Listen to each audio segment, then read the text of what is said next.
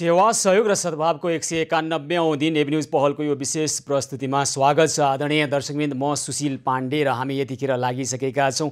विविध ठाउँबाट विविध खालका समस्याहरू आएका छन् र ती समस्यालाई सम्बोधन गर्ने एबी न्यूज पहलको यो विशेष प्रस्तुतिमा छौँ। र दर्शकवृन्द, यतिखेर हामीले हिजो पनि र केही दिन अगाडिबाट लगातार रूपमा टेकुको अस्पतालमा पीसीआर परीक्षण गर्नका निमित्त दिन रात लाइन बसेर त्यहाँ परीक्षणका निमित्त पीसीआर परीक्षणका निमित्त बसिरहनुभएका 2-3 जना व्यक्तिहरूलाई हामीले साँझको भोजन सेवा गराउँदै आएका छौँ। र आज पनि हाम्रा सहयोगी हातहरू त्यहाँ पुगिसक्नु भएको छ। त्यहाँको स्थिति के छ हामी जानकारी गराउँछौँ। हिजो हामीलाई अस्पताल प्रशासनले र त्यहाँको अस्पतालको व्यवस्थापनले भोलिदेखि यस्तो खालको अव्यवस्थित लाइनहरू हुने छैनन्, हामी छिटोभन्दा छिटो त्यहाँ आएका व्यक्तिहरूको पीसीआरको परीक्षणको व्यवस्थापन गर्नेछौँ भन्ने हामीलाई शाब्दिक प्रतिबद्धता आएको थियो। त्यही अनुसार आज पनि हामीले खाद्यान्नको व्यवस्था, खानाको व्यवस्था त गरेका छौँ। हाम्रो अपेक्षा छ यतिखेर त्यस्ता लामा लाइनहरू त्यहाँ छैनन् र कसैले त्यहाँ दुःख बेहोरेर कहर बेहोरेर पीसीआर परीक्षणका निमित्त रातभर जागराम बसेर पानीमा भिज्दै र अनिदो रात कटाएर भोकै त्यहाँ बसेर पीसीआर परीक्षण गर्नुपर्ने अवस्था अहिले छैन भन्ने हाम्रो अपेक्षा छ। तैपनि यदि त्यहाँ कोही व्यक्तिहरू अहिले पनि त्यहाँ दुःख भोगिरहनु भएको छ, अहिले भोकै रात कटाएर भोलि बिहानै पीसीआर परीक्षणको पालो आउँछ कि भनेर कोही कुरिरहनु भएको छ भने हामी अहिले भोजन लिएर त्यहाँ पुगेका छौँ। हाम्रा सहयोगी हातहरू त्यहाँ पुगिसक्नु भएको छ। हामी उहाँहरूसँग कुरा जोडेर कुराकानी गर्छौँ र हाम्रा दर्शकहरूलाई देखाउँछौँ साँच्चै के हिजो अस्पताल प्रशासनले र त्यहाँ अस्पतालका व्यक्तिहरूले जानकारी गराए जस्तै आज पीसीआर परीक्षण गर्नेहरूको लाइन नभएकै स्थिति हो। यदि त्यहाँ लाइन छ भने हामी ती व्यक्तिहरूलाई आज पनि भोजन सेवा गराउँछौँ, उहाँहरूलाई सहयोग गर्छौँ र लाइन यदि रहेनछ त्यहाँ पीसीआर परीक्षणको व्यवस्था सुव्यवस्थित ढङ्गबाट मिलाइएको छ भने अस्पताल प्रशासनलाई धन्यवाद भन्छौँ र हाम्रा सहयोगी हातहरू त्यहाँबाट आउनुहुनेछ। दर्शकवृन्द, हामी यहाँहरूकै सद्भाव र यहाँहरूकै सहयोगका कारणले गर्दाखेरि जुन ठाउँमा समस्या देखिरहेका छन् ती समस्यालाई समाधान गर्नका निमित्त हाम्रा सहयोगी हातहरू छिटोभन्दा छिटो पुग्ने हामी प्रयास गरिरहेका छौँ, हामी पहल गरिरहेका छौँ। हामी मात्र के पहल गरिरहेका छौँ भने देशका जुनसुकै ठाउँमा र विदेशका जुनसुकै क्षेत्रमा पनि कुनै समस्या नेपाली दाजुभाइ दिदीबहिनीहरूले भोगिरहनु भएको छ भने ती समस्यालाई सम्बोधन गर्ने यो साझा पहल हो। एबी न्यूज पहलको यही प्रस्तुतिमा हामी यतिखेर टेकुको शुक्रराज ट्रपिकल तथा सरुवा रोग अस्पतालको अगाडि हामी जान चाहन्छौँ। यतिखेर हाम्रा सहयोगी हात भोला दाहाल प्रत्यक्ष सम्पर्कमा हुनुहुन्छ। हजुर नमस्कार, कार्यक्रम स्वागत छ यहाँलाई। नमस्कार सुशीलजी, नमस्कार। भोलाजी, अहिले के छ? हिजो हामी त्यहाँ लामो लाइन देखिरहेका थियौँ, अहिले त्यहाँ के देख्न सकिन्छ? पीसीआर परीक्षण गर्नका निमित्त आज पनि लाइन लागेको अवस्था छ कि आज चाहिँ त्यस्तो अवस्था छैन कि के छ भन्नुहोस् त? सुशीलजी, हामीले केही दिन अगाडिदेखि एबी न्यूजबाट हामीले समाचार सुनेर एबी न्यूजको पहलमा हाम्रो सहयोगी हातको सहयोगमा हामीले निरन्तर रूपमा यहाँ रातभरि बस्ने, रातभरि पीसीआरको लागि टेस्टको लागि बस्ने व्यक्तिहरूको लागि खाना पानीको व्यवस्था हामीले गर्दै आएका थियौँ र त्यसै अनुरूप आज पनि हामीले केही खानेकुरा र पानी सहित हामी लिएर यहाँ आउँदाखेरि एउटा खुसीको खबर हामीले यहाँ देख्न पायौँ। आज यहाँ कुनै पनि व्यक्तिहरू पीसीआर टेस्टको लागि राति पानीमा बाटोमा सुतेको अवस्था देख्नु परेन। त्यसले गर्दा हामी एकदम खुसी छौँ। हो भोलाजी, हामी यही चाहिरहेका थियौँ। हाम्रो इच्छा र हाम्रो सदिच्छा यही थियो, हाम्रो आशा त्यही थियो, ठ्याक्कै त्यही भएछ। हामी पनि हिजो जुन अस्पतालमा सम्बन्धित व्यक्तिहरूले भोलि यस्तो लाइन हुने छैन हामीले उहाँहरूले त्यसरी शाब्दिक प्रतिबद्धता जनाउनु भएको थियो र त्यो प्रतिबद्धता आज व्यवहारमा कार्यान्वयनमा आएछ। यहाँहरू अहिले के खाद्यान्न भोजन चाहिँ लिएर जानु भएको छ होइन त? सुशीलजी, हामीले खानेकुराहरू लिएर आएका थियौँ।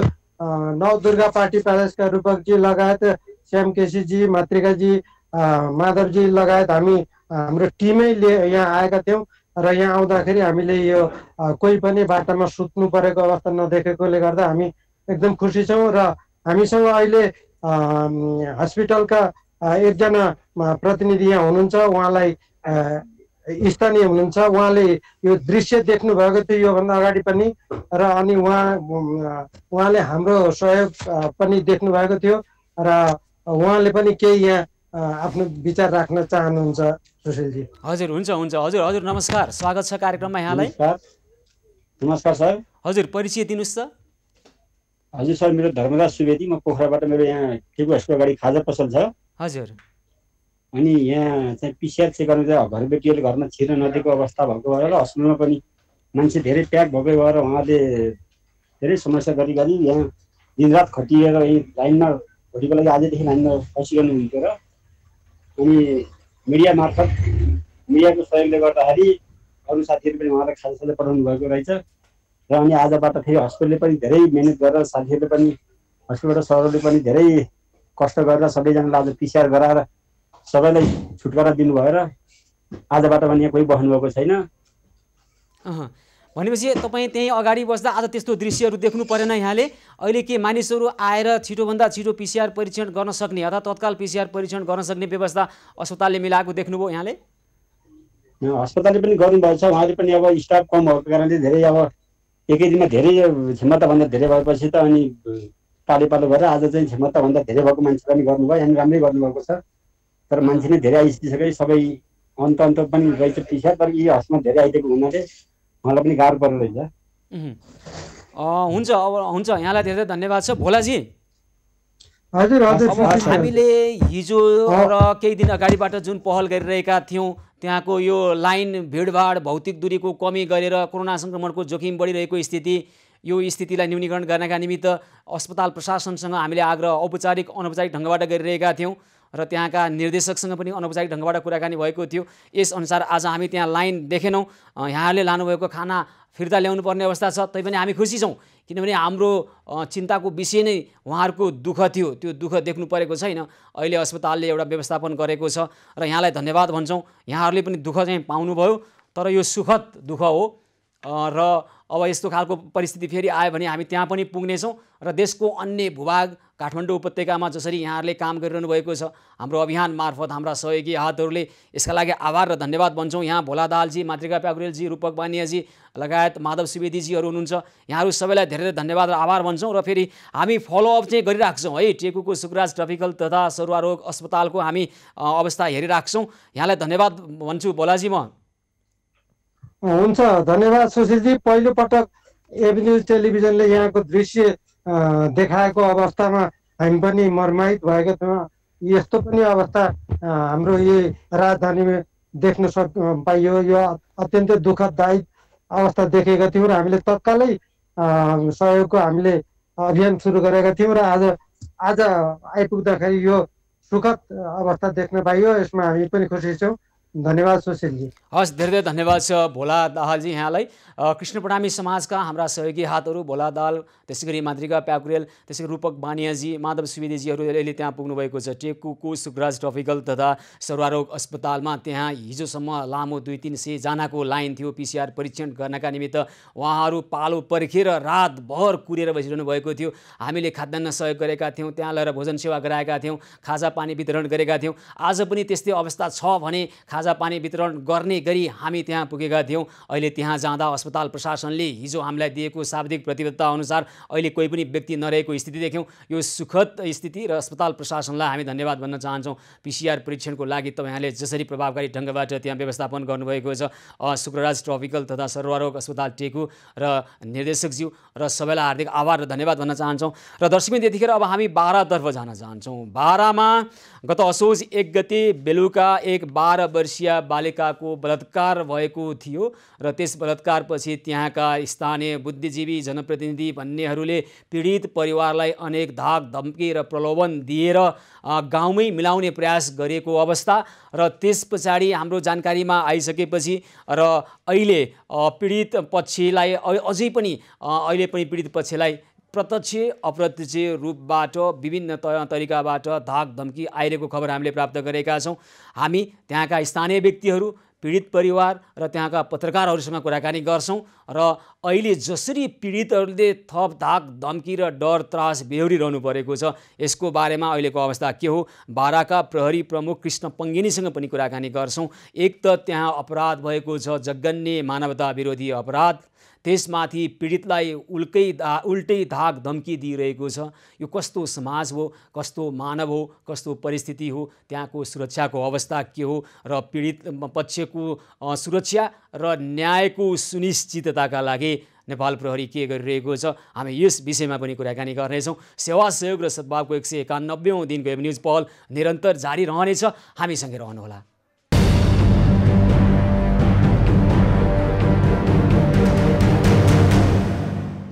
सेवा सहयोग र सद्भावको 191औं दिन वेब न्युज पहलको यो विशेष प्रस्तुतिमा पुनः स्वागत छ। आदरणीय दर्शकवृन्द, हामी यतिखेर अब हामी बारातर्फ जान चाहन्छौँ। बाराको सुवर्ण गाउँपालिका वडा नम्बर 5 औरेयाकी एक 12 वर्षीय बालिकालाई त्यहीँको स्थानीय एक व्यक्तिले बलात्कार गरिसकेपछि अहिले पीडितहरू झन् त्रासमा बस्नुपर्ने स्थिति सिर्जना भइरहेको छ। उहाँहरूलाई अहिले विभिन्न खालको प्रलोभन दिएको छ, विभिन्न डर, त्रास र धम्कीहरू आइरहेका छन् र अहिले त्यहाँको स्थितिको बारेमा हामी पीडित पक्षकै बालिकाका आफ्ना आफन्तहरू, बुवा आमाहरूसँग हामी लगायतका आफन्तहरूसँग कुराकानी गर्नेछौँ, स्थानीयवासीहरूसँग कुराकानी गर्नेछौँ र यो घटनालाई नजिकबाट निहालिरहनुभएकी बाराका एक पत्रकारसँग पनि हामी कुराकानी गर्नेछौँ। त्यस पछाडि यो अवस्था एकातिर अपराध भएको छ, अर्कोतर्फ पीडित भएर बस्नुपर्ने, पीडकले उन्मुक्ति पाउने खालको परिस्थिति सिर्जना हुने हो कि भन्ने आशंका मनमा पालेर बस्नुपर्ने जनप्रतिनिधि भन्ने व्यक्ति नै सुवर्ण गाउँपालिका वडा नम्बर 5 का वडा अध्यक्ष राम एकवाल शाह कलवार, जसले यस अगाडि पनि गाउँमा यो घटना भइसकेपछि पञ्चायती डाकेर लेनदेनमा मिलाउन खोजेका कुरा र अहिले पनि आर्थिक लेनदेनबाटै गाउँको घटना गाउँमै मिलाउनु पर्छ भन्ने खालका दबावहरू विभिन्न भद्र भलादमी भन्नेहरू, बुद्धिजीवी भन्नेहरू, पहुँच भएका र शक्ति भएका भन्नेहरूले पीडित पक्षलाई धाक धम्की दिइरहेका खबर आएका छन्। यसबारेमा हामी प्रत्यक्ष त्यहाँका परिवारका सदस्यसँग जोडिएर कुराकानी गर्नेछौँ। स्थानीयवासी विनोद यादवसँग हामी जोडिनेछौँ र पीडितका बुबा मन्सुर आलम र त्यसै गरी पत्रकार विमला शाहसँग हामी जोडिएर कुराकानी गर्नेछौँ र त्यस पछाडि बाराका प्रहरी प्रमुख कृष्ण पङ्गेनीसँग त्यहाँको परिस्थिति, किन पीडित भइरहनु पर्ने परिस्थिति सिर्जना भयो, हामी यो विषयमा पनि कुराकानी गर्नेछौँ। यतिखेर स्थानीयवासी विनोद यादव हामीसँग प्रत्यक्ष सम्पर्कमा हुनुहुन्छ र हामी उहाँसँग सम्पर्क स्थापित गर्ने प्रयास गरिरहेका छौँ। आदरणीय दर्शकवृन्द, बाराको सुवर्ण गाउँपालिका वडा नम्बर 5 औरियामा भएको असोज 1 गते भएको यो घटना र यस पछाडि जसरी पीडित पक्षले डर, धाक, धम्की सहिरहनु परेको छ, यसको वास्तविकताका सम्बन्धमा कुराकानी गर्न विनोद यादव यतिखेर हामीसँग प्रत्यक्ष सम्पर्कमा हुनुहुन्छ। हजुर विनोदजी, नमस्कार, कार्यक्रम स्वागत छ यहाँलाई। हजुर नमस्कार। विनोदजी, अहिले तपाईँ के पीडितकै घरमा हुनुहुन्छ होइन? हजुर हजुर। के छ त्यहाँको स्थिति, के छ आम सामाजिक मनोविज्ञानको अवस्था, मानिसहरू के छ, के भन्छन्? पीडित भइरहेको अथवा उहाँहरूलाई विभिन्न खालका प्रलोभन, डर, धाक, धम्की आइरहेका कुराहरू छन्, त्यहाँको वास्तविकता के छ विनोदजी? हजुर हजुर, पक्कै त्यस्तै हो सर। डर धम्की त यस्ता आइरहन्छ गाउँघरको मान्छेहरू बनाउने भन्नु न। अब घरवालाहरू 2-4वटा अनि वार्ड अध्यक्षकै पक्षका मान्छेहरू मिलेर अब उहाँलाई किन अगाडि बढेको, गाउँघरमै मिलाउनु पर्ने थियो, यस्तो केस गाउँघरको इज्जत जान्छ भनेर धेरै यस्तो किसिमको त्रास पनि आइरहेछ कि तिमीहरूले चाहिँ यस्तो काम राम्रो गरेनौ भनेर। अनि त्यहाँ अहिले पनि यो अपराधलाई लेनदेनमा मिलाउनका निमित्त आर्थिक प्रलोभनहरू आइरहेको र त्यहाँको वडा अध्यक्षकै यसमा संलग्नता रहेको खबरहरू यस अगाडि पनि आएका थिए र यसको निरन्तरता भइरहेको खबर आएको छ। अहिलेको परिस्थिति के हो? पीडित पक्षलाई झन् डर, धाक, धम्की आएको हो? पक्कै सर, पक्कै त्यस्तै हो सर। बिहानै उहाँ मानव अधिकार कर्मीहरू आउनुभएको थियो, यहाँ उहाँकै पक्षका मान्छेहरू आएर अलिकति भनौँ न बकबक गाउँमा मतलब उहाँको घरतिर आएर बकबकाउँदै थियो। को मान्छे आएको? किशोर हजुर हरेसो। हजुर विनोदजी, हजुर हजुर, को मान्छे आएर त्यहाँ कसलाई धाक धम्की दिएको अथवा पीडितलाई न्याय दिनका निमित्त मानिसहरू आएका कि अथवा पीडितलाई? हजुर हजुर, पीडकका आफन्तहरू भन्नु, वडा अध्यक्ष पक्षका मान्छेहरू भन्नु, उहाँहरूकै मान्छेहरू आएर धाक धम्की मतलब दिन थालेछ दिनौ। अनि के कस्तो धाक धम्की दियो, त्यहाँ के भनियो, उहाँहरू को हुनुहुन्थ्यो, तपाईँलाई जानकारी छ? अब त्यति त अब भन्नु न, अब सबै कुरा भन्नको लागि त अब त्यति, तर उहाँकै पक्षका मान्छेहरू वार्ड अध्यक्षज्यू र उहाँको त्यो पीडक छ नि जुन चाहिँ के नाम छ उहाँको शिव पूजन उहाँकै घरका मान्छेहरू पनि धमकी दिइरहेछ उहाँका मतलब हजुर विनोदजी हजुर गाउँघरका हुने खाने मान्छेहरू पनि यो मुद्दालाई गाउँमै मिलाउनु पर्थे यो गाउँको यस्तो मुद्दाले गाउँको इज्जत जान्छ भनेर हामीहरूले चाहिँ अलिकति टर्चर आइरहेछ। हजुर विनोदजी हामी पीडितका बुबा मन्सुर आलमसँग पनि कुराकानी गर्न चाहन्छौँ, उहाँसँग कुराकानी गर्न सकिन्छ? हजुर हुन्छ। Hello sir. हजुर नमस्कार। नमस्कार। ल यहाँलाई कस्तो खालको आयो धाक धम्की अथवा प्रलोभन त्यस्तो के आएको छ? मारे के सब देवता से ऐसे करबे न मिलबे न तो मार देम तो हिंगे में करम वार्ड अध्यक्ष के आदमी छ। से मन्सुरजी तपाईँ नेपाली राम्रोसँग बुझ्नुहुन्न, त्यसकारण तपाईँलाई जुन भाषा सहज हुन्छ तपाईँको मातृभाषा अथवा तपाईँलाई जुन भाषा सहज हुन्छ त्यही भाषामा बोल्नुभए हुन्छ। तपाईँको मातृभाषा कुन हो त्यही भाषामा बोल्नुभए हुन्छ, तपाईँलाई सहज हुने भाषा बोल्नुहोस् त। हजुर वार्ड अध्यक्ष के आदमी सब मारे और के धमकी देता से मिल जो है नहीं कर काहे छीट देले चार गोरी से इसे ना करबे मिलबे न तो मार देम तो है नहीं करम तो खपड़ा उजाड़ देम तो जहाँ पर उतै मार देम।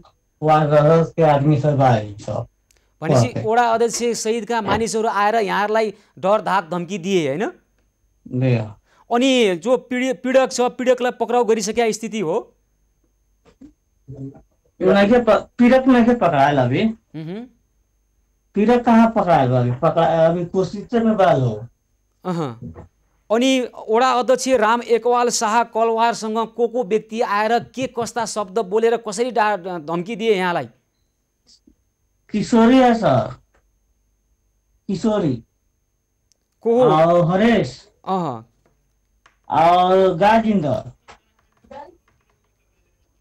किशोरी, हरेश, जागेन्द्र और प्रदीप यी सबै त्यहाँकै स्थानीय व्यक्ति हुन्, गाउँले हुन् सबै? हाँ ये सब वार्ड अध्यक्ष के आदमी छ। और जो पीड़क का बनोई है ना अवधेश है कोई गौर थाने का ठंडा है वो भी आके धमकी उमकी देता। के भनेर उसका भाई भी है, पीड़क का भाई है। पीड़क का भाइले पनि हैन? शिवपूजन यादवका भाइ के भन्छन् ती पीडकहरू थप पीडा दिन आएका के भन्छन्? तपाईलाई केही रकम लिएर यसलाई यही मिलाउँ भन्ने खालको धाक धम्की दिएको हो? धाक धम्की सब देता से हेने मिल जो न तो मार देम तो हेने करम तो हुमे करम काहे छीट दे काहे केस मुद्दा क देले ये सब कह के तो सर गरीब आदमी बैठे हम का करे। ए भनेसी नमिले तपाईलाई मार्ने धम्की दिए उनीहरुले हैन? जी म एकैछिन विनोदजी के उहाँकी आमा पनि बोल्ने प्रयास गरिरहनु भएको जस्तो लाग्छ मलाई, हो बालिकाको आमा? हजुर बोल्न सकिन्छ। दिनुस् त उहाँको भनाइ के छ? बोलाउ चाची के भाभी रे। हजुर हजुर विनोदजी। दर्शकमित्र यतिखेर हामी बाराको सुवर्ण गाउँपालिका वडा नम्बर 5 औरियाको यो घटना र पीडित पक्षलाई आएको धम्कीका बारेमा हामी पीडित पक्षसँगै जोडिएर कुराकानी गरिरहेका छौँ। पीडकका व्यक्तिहरू र त्यहाँका वडा अध्यक्ष सहितका व्यक्तिहरू आएर अहिले पनि धाकधम्की दिइरहेको खबर हामीलाई उहाँले अहिले नै प्रत्यक्ष रूपमा जोडेर भनिरहनु भएको छ। यतिखेर बालिकाको आमा हामीसँग बोल्ने प्रयास गरिरहनु भएको छ। उहाँहरूको मातृभाषा नेपाली होइन, त्यसकारण जुन भाषामा उहाँलाई सहज हुन्छ हामी त्यही भाषामा उहाँहरूलाई बोल्नको लागि आग्रह गरेका छौँ र उहाँले आफ्नो कुरा राखिरहनु भएको छ। हजुर विनोदजी। हजुर हजुर उहाँ बोल्नुहुन्न भने ठिकै छ। र अनि अहिले जे भन्नुभयो मन्सुर आलम पीडितका बुबा हुनुहुन्छ, त्यहाँ वडा अध्यक्षका व्यक्तिहरू, पीडकको भाइ किशोरी भन्ने व्यक्ति, हरेश, जागेन्द्र, प्रदीप, अजेश भन्ने यी व्यक्तिहरू जसले डर धाक धम्की दिइरहेको भन्ने कुरो आएछ यो फौजदारी अभियोगलाई मिलाउनका निमित्त। हेर्नुहोस् है, एउटा कुरा कानुन कतिको अब बुझ्या छ कि छैन, यो त मन्सुर आलमले मिल्छु भनेर पनि मिल्ने घटना होइन, सम्बन्धित पीडित किशोरीले अब मिलौँ भनेर पनि मिल्ने घटना होइन। यो चाहिँ राज्य विरुद्धको अपराध, मानवता विरुद्धको अपराध, जघन्य अपराध भएको कारणले गर्दाखेरि यो कसैले मिलौँ भनेर मिल्ने घटना होइन। यो जे भइराखेको छ यो चाहिँ धेरै त अब त्यहाँ विभिन्न खालका आफूलाई त्यहाँका म सर्वशक्तिमान हुँ, मैले जे भनेर हुन्छ भन्ने खालका मानसिकता भएका व्यक्तिहरूले यो गरिरहेका छन् होइन विनोदजी? र जे मैले यहाँ सोध्न खोजेको चाहिँ पीडितका बुबा मनसुर आलमले जो व्यक्तिको नाम लिए यी व्यक्तिहरू अहिले झन् पीडा थपिरहेका छन्, पीडामाथि पीडक हुन् यिनीहरू। यिनीहरूलाई प्रहरी कारवाहीको दायरामा लानका लागि, कानुनी कारवाहीको दायरामा लानको लागि प्रहरी समक्ष यहाँहरूले केही निवेदन दिने, मुद्दा दिने केही गर्नु भएको छ? उहाँहरू चाहिँ सार्वजनिक मुद्दा गर्ने प्रयास गर्नुभएको थियो, तर उहाँहरूको मुद्दा दर्ता भएन। त्यही भएर उहाँहरू चाहिँ पत्रकार सम्मेलन गरेर उहाँहरू न्युज पनि निकाल्नु भएछ साझेदारी न्युजमा। र कसले त्यो पत्रकार सम्मेलन वाडा अध्यक्षज्यूले चाहिँ सार्वजनिक मुद्दा हाल्न खोज्नु भएको थियो, तर उहाँको मुद्दा दर्ता भएन। अब होइन, मैले तपाईँलाई सोधेको चाहिँ विनोदजी जो व्यक्तिहरूले अहिले त्यहाँ पीडित पक्षलाई डर धाक धम्की दिइरहेका छन् उनीहरूलाई कानुनी दायरामा ल्याउने प्रयास गर्नु भएको छैन यहाँहरूले? प्रशासनले होइन, ती प्रदीप, अजेश, जागेन्द्र, हरेश, किशोरी भन्ने व्यक्ति पीडकका भाइ, वडा अध्यक्षका व्यक्तिहरू उनीहरूलाई कानुनी दायरामा ल्याउने प्रयास भएको छैन? प्रहरीलाई खबर गर्नु भएको छैन? प्रहरीलाई अस्ति भन्दाखेरि उहाँहरू भन्दै हुनुहुन्छ कि तपाईँहरू चाहिँ घरभित्रै मतलब शान्ति बनाएर बस्नुहोस्, बाहिर नजानुहोस्। बाहिर जानुभयो भने अलिक झै झगडा गरेर उहाँहरू जे पनि गर्न सक्छ, तर तपाईँहरू नै अलि सशक्त भएर बस्नुहोस्। अलि यस्तै किसिमको प्रहरीबाट पनि ल हामी त्यहाँ बाराका प्रहरी प्रमुख कृष्ण पङ्गिनीसँग जोडेर कुराकानी गरौँ। पीडित पक्षलाई घरमै बस्न अर्ती दिएको प्रहरी यो कुरा गरिरहनु भएको छ। पीडित पक्ष घरमै बस्नलाई अर्ती दिनलाई प्रहरी चाहिँदैन र उहाँहरू झगडा गर्न गएको पनि परिस्थिति अहिले हामी देख्दैनौँ। र झगडा गर्ने परिस्थिति छ भने पीडक त्यहाँ पीडा दिनको आइरहेको छ, डर धाक धम्की दिन आइरहेको छ। पीडित खुल्ला भएर ठाडो शिर गरेर हिँड्न पाउनुपर्छ। समाजमा शिर झुकाउने भनेको पीडकले हो, अपराधीले हो। जो माथि अपराध भएको छ ती निर्दोष किशोरीको कुनै पनि दोष छैन र उनीहरू शिर झुकाएर हिँड्ने, घरभित्र बस्ने उनीहरू होइन। उनीहरू हिँड्ने हो गाउँमा शिर ठाडो बनाएर अपराधीलाई कानुनी दायरामा ल्याउँछौँ भन्नका लागि बाराका प्रहरी प्रमुख कृष्ण पङ्गेनी प्रत्यक्ष सम्पर्कमा आउनुभएको छ। हजुर कृष्णजी नमस्कार, कार्यक्रममा स्वागत छ यहाँलाई। हजुर नमस्कार।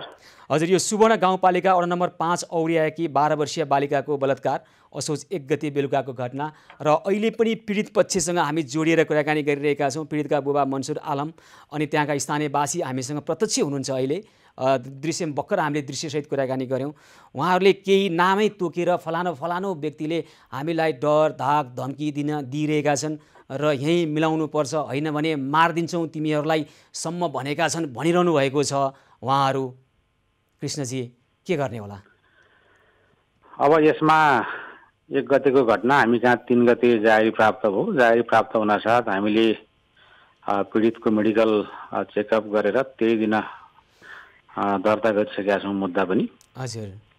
र 2 दिन ढिलो खबर आयो हामीकोमा, त्यो कारणले केही समय अब अहिले जुन यो चाहिने अपराध गर्ने व्यक्ति केही समय चाहिँ हाम्रो नियन्त्रणबाट बाहिर रहन सफल भएको र हामी त्यसमा खोज्न टिम परिचालन गरिरहेको अवस्था छ। जहाँसम्म पक्राउको कुरा छ, हामीले 12-13 वर्ष अगाडिदेखिका फरार अपराधी समातिराखेका छौँ भने अब यो कति दिन भाग्ने कुरा हो त्यो हामीले ल्याइहाल्छौँ कानुनको कठघरामा। र बाँकी रह्यो जुन धाक धम्कीको कुराहरू, यसमा 2टा कन्ट्रोभर्सी कुराहरू आए। एउटा वडा अध्यक्षले पनि मलाई कुटपिट भयो, उहाँहरूले नै मलाई चाहिँ नि पञ्चायती गराउनुपर्छ भनेर अनुरोध गर्नुभयो, यो छलफल राखिदिनुहोस् भन्नुभयो, अहिले पछि कुटपिट भयो भन्नुभयो। तर हामीले विषयवस्तु बुझ्यौँ, यो जुन यो जबरजस्तीकरणसँग सम्बन्धित विषयवस्तुमा छलफल गराएको हुनाले तपाईँले यो गल्ती गर्दै हुनुहुन्छ, यो ठिक भएन भनिसकेपछि उहाँ फर्केर जानुभएको अवस्था हो। र अहिले बिचमा उहाँहरूले अलिकति हामीलाई थ्रेड छ भनेपछि हामीले भन्यौँ प्रहरी मोबिलाइज हुन्छ, तपाईँहरूको सेक्युरिटी हामी सुनिश्चित गर्छौँ र यसमा कहीँ कसैले दायाँ गर्यो अथवा चाहिँ कसैले धम्की दिइरहेको छ भने त्यो प्रमाण रेकर्डहरू गर्नुहोस्। अहिले सबैसँग मोबाइल फोनहरू छन्, हरेक कुराहरू छन्, फोनमा केही भने रेकर्ड गर्नुहोस्। यो प्रमाणहरू हुँदाखेरि हामीलाई भोलि यदि त्यो खालको गतिविधि कसैले गरेको हो भने हामीलाई कानुनी दायरामा ल्याउन, कानुनी कारवाहीमा ल्याउन सहज हुन्छ भनेर उहाँलाई सुझाएका छौँ। र अहिले पनि मैले त्यहाँ नजिकको युनिटलाई त्यो एरियामा परिचालित हुनु, कुनै पनि एङ्गलबाट कुनै पनि हिसाबबाट त्यहाँ सेक्युरिटीमा कम्प्रोमाइज हुँदैन। कसैले त्यो दायाँमाया गर्ने धम्की दिने कुरा गर्छ भने पक्राउ गर्नु भनेर स्पष्ट आदेश दिएको अवस्था छ। यदि त्यो खालको कुराहरू भो र कसैले त्यो गर्छ भने हामी कानुनी दायरामा ल्याउँछौँ। कृष्णजी, अहिले भर्खरै हामीसँग पीडितका बुबा मन्सुर आलम प्रत्यक्ष सम्पर्कमा हुनुहुन्छ। तपाईँले बोलेको उहाँहरू सुनिरहनु भएको छ। त्यसैगरी त्यहाँका स्थानीयवासी विनोद यादव हुनुहुन्छ र उहाँले दुवैजना व्यक्तिले वडा अध्यक्षका केही व्यक्ति, शिवपूजन यादव जो पीडक दोषी अभियुक्त छ उसको भाइ, त्यसैगरी हरेश भन्ने व्यक्ति, जागेन्द्र भन्ने व्यक्ति, प्रदीप, अजेश, किशोरी लगायतका व्यक्तिहरू, ती व्यक्तिहरू आएर अहिले पनि डर धाक धम्की दिइरहेको र गाउँका कुरा गाउँमै मिलाउनुपर्छ, गाउँको बेइज्जत भयो र यदि यो मिलाएनौ भने तिमीहरूलाई यहीँ मारिदिन्छौँ भनेका कुराहरू प्रत्यक्ष हामीसँग बोलिरहनु भएको छ र त्यसको हामीसँग रेकर्ड छ। यसरी होइन एकैछिन, यसरी उहाँहरूले आफ्नो पीडा राख्दै गर्दा यसलाई नेपाल प्रहरीले कुन दृष्टिकोणबाट हेर्ने? होइन, नेपाल प्रहरी क्लियर छ। हेर्नुहोस्, यहाँ मान्छेका आफ्ना इन्ट्रेस्ट पनि जोडिएका हुन सक्छन्, विभिन्न खालका इन्ट्रेस्ट हुन सक्छन्, पोलिटिकल इन्ट्रेस्ट हुन सक्छ। त्यहाँ पहिला पनि विभिन्न पटकहरू वडाहरूमा तालाबन्दी गरिएका विभिन्न घटनाहरू छन् होइन। तर हामी अगाडि पछाडि फर्केर जान चाहँदैनौँ। यो घटनामा हामी क्लियर छौँ। यसमा चाहिने यो जुन प्रतिवादी छ, जो चाहिने यो घटनामा संलग्न भनिएको व्यक्ति छ, उसलाई हामी कारबाही गर्छौँ, कानुनी दायरामा ल्याउँछौँ, दर्ता भइसकेका छ। र भोलि कसैले धाकधम्की दिएको, कसैले हातपात गरेको अथवा चाहिने त्यसैले थर्काएको, मिलापत्र गर्न अथवा चाहिने उनीहरूलाई प्रेसर गर्न दबाब दिएको, त्यो खालको प्रमाणसहित कहीँबाट हामी कहाँ चाहिने त्यो खालको उजुरी आयो अथवा ती खालको प्रमाण जुटे भने कोही पनि सर प्रमाण जुटाउनु त यहाँहरूले हो नि त। सुन्नुहोस् न सर, प्रमाण जुटाउनु त यहाँहरूले नि त, यहाँहरूले होइन प्रमाण जुटाउने। यतिखेर पीडित पछि नै प्रत्यक्ष टेलिभिजनमा आएर हामीलाई पीडा दिइरहेको छ, हामीलाई डर धाक धम्की दिइरहेको छ भन्दा उहाँहरूले प्रमाण कसरी जुटाउने? तपाईँले भन्नुहुन्छ मोबाइलको जमाना छ, उहाँलाई कसरी गर्ने? स्थिति हेर्नुहोस् त, तपाईँ दृश्यमा देख्न सक्नुहुन्छ होइन। अनि अब त्यहाँको प्रहरीले पीडित पक्षलाई नै घरमा बस्नको लागि अर्थी दिएका कुराहरू आइरहेको छ। कृष्णजी, अब तपाईँ उल्टै प्रमाणसहित आउनु भनिरहनु भएको छ। तपाईँहरूले जुटाउनु पऱ्यो नि त प्रमाण त। पीडितलाई झन् पीडा दिएको प्रमाण त जुटाउने दायित्व यहाँहरूको होइन कृष्णजी? बिल्कुल, तपाईँसँग सहमत छु म। यही कुरा अनुसन्धान गर्नलाई डिएसआको कमान्डमा टिम गठन भएको छ। हामीले यो घटनालाई सूक्ष्म रूपमा हेर्दैछौँ। यसमा को दोषी छ, कसले कहाँनिर के गर्यो, यो चाहिँ जुन छलफलको वातावरण कसले बनायो, किन बन्यो, प्रहरीलाई जानकारी समयमा नआउनुको कारण के हो, यी समग्र विषयको अध्ययनका लागि जिल्ला प्रहरी कार्यालयको चाहिने डिएसआको कमान्डमा टोली पनि गठन भएको छ। हामी यसको एकदम छिटो निराकरण गर्छौँ।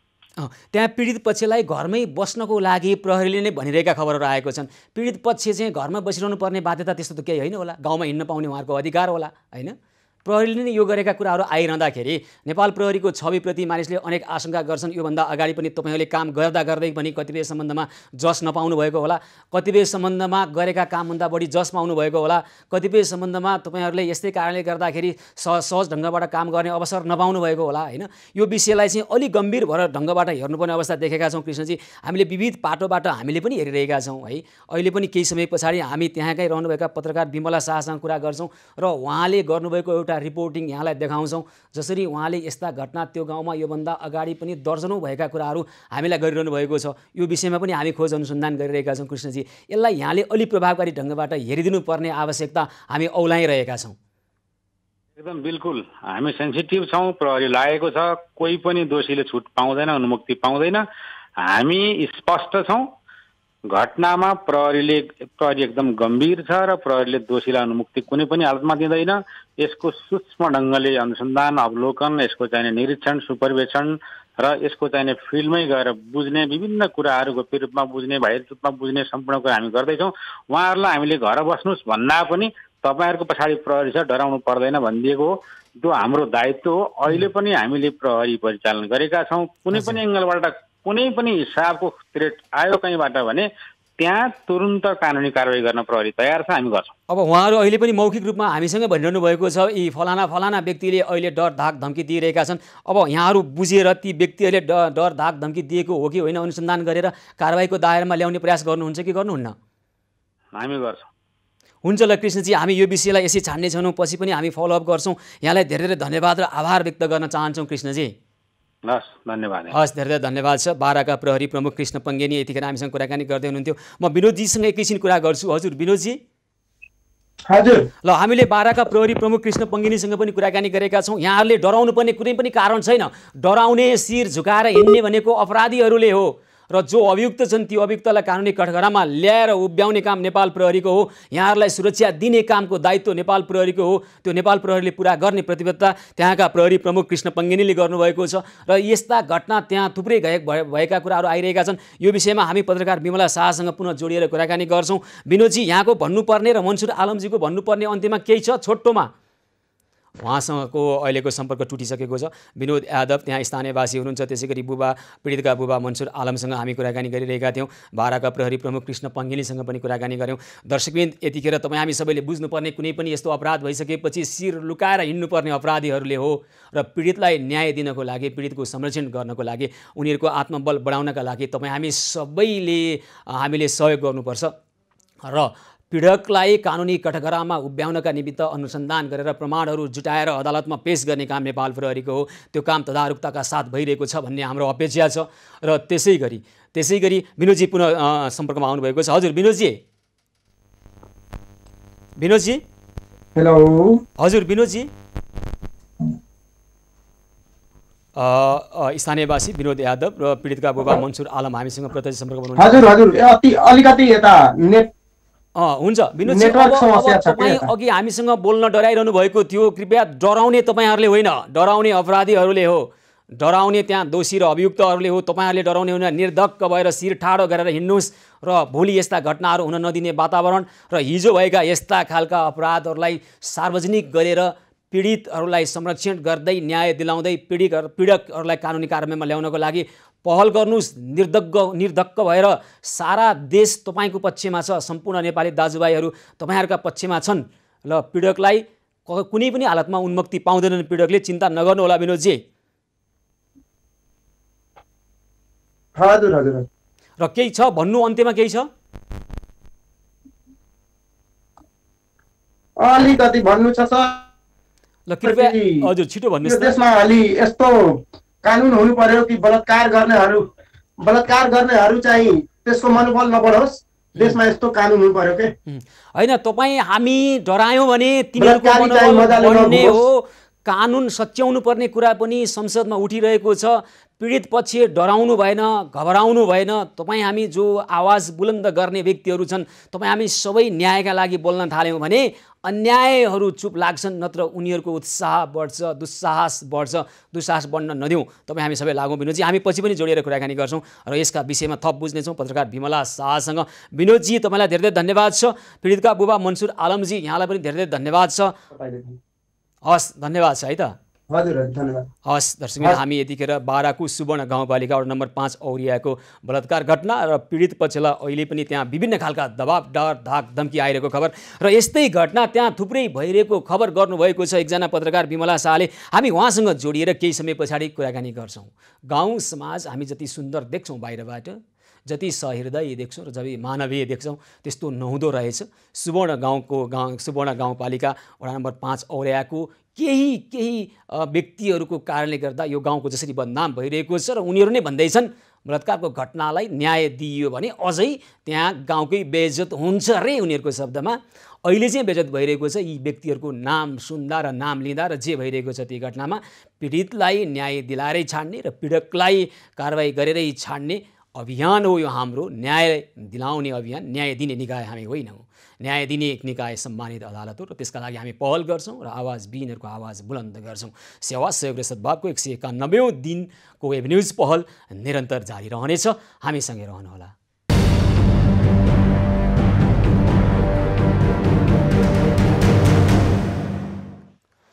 सेवा सहयोग र सद्भावको 191औं दिन वेब न्युज पहलको यो विशेष प्रस्तुतिमा पुनः स्वागत छ। आदरणीय दर्शकवृन्द, हामी बाराको सुवर्ण गाउँपालिका वडा नम्बर 5 औरियाको यो घटनाका सम्बन्धमा, बलात्कारको घटनाका सम्बन्धमा कुराकानी गरिरहेका छौँ। पीडित पक्षलाई अहिले पनि त्यहाँ मार्ने धम्कीहरू आइरहेका कुरा र यस अगाडि पनि त्यो ओडामा यस्तै खालका अपराधिक घटनाहरू भएका र त्यसलाई गाउँमै लुकाइएको, छिपाइएको, डर, धाक, धम्की मार्फत त्यहाँ पीडित पक्षको आवाजलाई बन्द गरिएका खबरहरू आएका छन्। यसबारेमा हामी स्थानीय त्यहाँका पत्रकार बिमला गुप्तासँग कुराकानी गर्छौँ। हजुर बिमलाजी नमस्कार, कार्यक्रममा स्वागत छ यहाँलाई।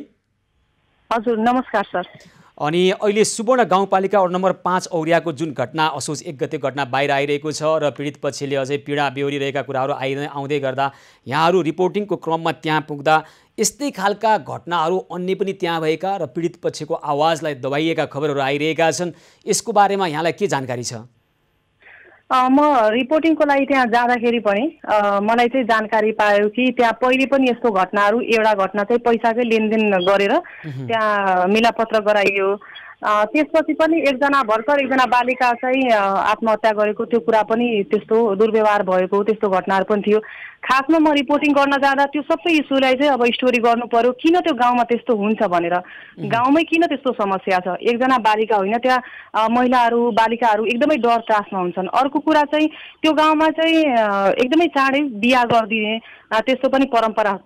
अब त्यो कुरा हजुर औरैया गाउँमा। अनि त्यहाँ गएपछि मैले रिपोर्टिङ गर्दाखेरि सबभन्दा पहिला त म बालिका अब यस्तो बलात्कारको घटना छ गोप्य रूपमा नै कुरा गर्दाखेरि बालिका एउटा त ऊ आफै पीडित छ, झन् धम्काएर धेरै मान्छेको बिचमा कसरी मैले उसँग सोध्ने? एउटा महिलाको नाताले पनि मैले उसको भावना बुझ्छु। अनि त्यहाँ गएर मैले कुरा गर्दाखेरि पनि कुरा गर्ने क्रममै गाउँको मान्छेहरू पुरा हुल गरेर आउन थाले।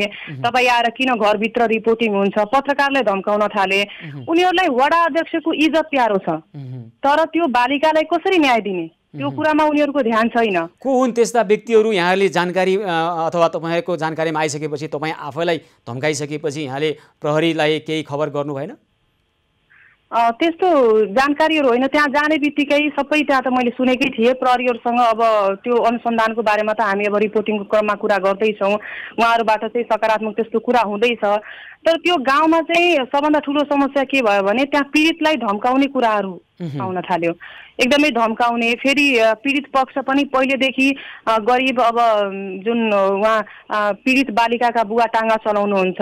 फेरि आमासँग कुरा गर्दाखेरि पनि यो लकडाउन भएपछि उनको एउटा काँखे बच्चा पनि खान नपाएर मरेको, यो सुन्दा पनि एकदमै मन भावुक भयो। त्यसमा भर्खर आएर 12 वर्षीय उनको बालिका बच्ची पनि त्यस्तो बलात्कृत हुँदाखेरि एकदमै रोएर घरको अवस्था पनि मलाई हेराउनु भयो।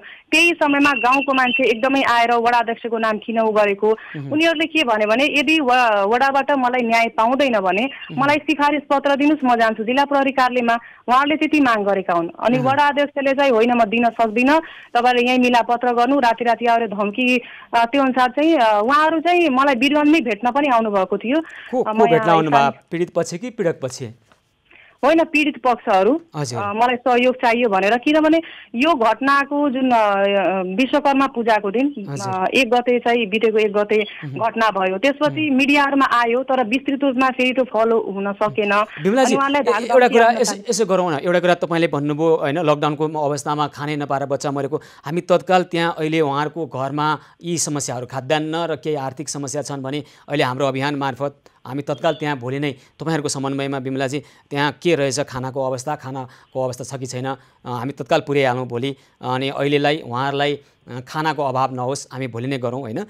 त्यसपछि अन्य कुराहरू पीडित पक्षलाई जसरी डर धम्की आइरहेको भन्ने छ, अनि राति नै गोली चल्न सक्छ, तिमीहरू सुतै हुन्छौ भनेर धम्की दिएको र बालिकाको आमा रातभरि सुत्न नसक्ने कुरा गर्नुभएको छ। अघि पनि हामीले उहाँसँग कुराकानी गर्दा उहाँले अलि बोल्न सक्नु भएन, उहाँको त्यो भावना हामी बुझ्न सक्छौँ। बिमलाजी दुईवटा काम गरौँ, एउटा पीडकलाई कानुनी कठघरामा उभ्याउनको लागि तपाईँ हामीले गर्नुपर्ने काम, पीडितलाई अहिले सुरक्षा र उहाँको जुन खालको अहिले पुनः फेरि अर्को पीडा थपिरहेको छ यसलाई तत्काल रोकिहाल्नु पर्यो।